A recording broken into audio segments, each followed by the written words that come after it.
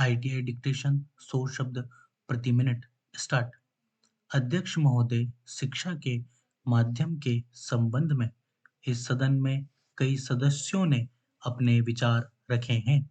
सबसे पहले मैं अध्यक्ष महोदय तथा सदन का ध्यान इस बात की ओर दिलाना चाहता हूँ कि शिक्षा कई माध्यमों के द्वारा दी जा सकती है।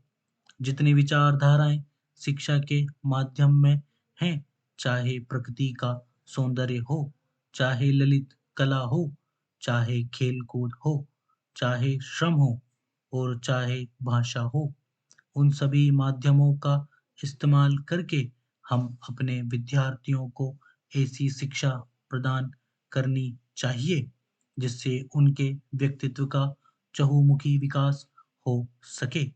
इन सब माध्यमों में भाषा का भी अपना एक महत्व है, लेकिन अफ़सोस है कि आजकल हम केवल भाषा को ही शिक्षा का माध्यम बनाकर चले, जिसका नतीजा यह हुआ कि केवल किताबी शिक्षा ही हम अपने बच्चों को दे पाए और केवल किताबी शिक्षा से ना उनके व्यक्तित्व का ही संपूर्ण विकास हो पाता है और ना हम अपनी शिक्षा को ही अच्छे स्तर पर ले जा सकते हैं।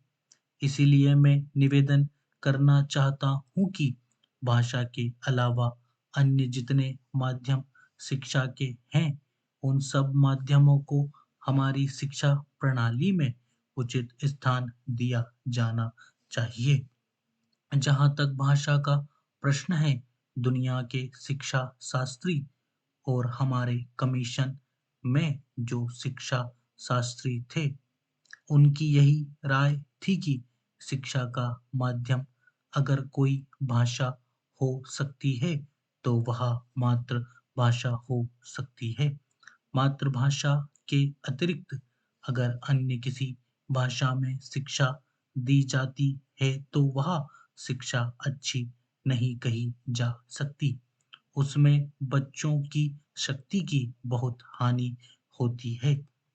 जो शिक्षा हम मातृभाषा के माध्यम से केवल 5 साल में दे सकते हैं, वह दूसरी भाषा के माध्यम से हम 15 साल में भी नहीं दे सकते।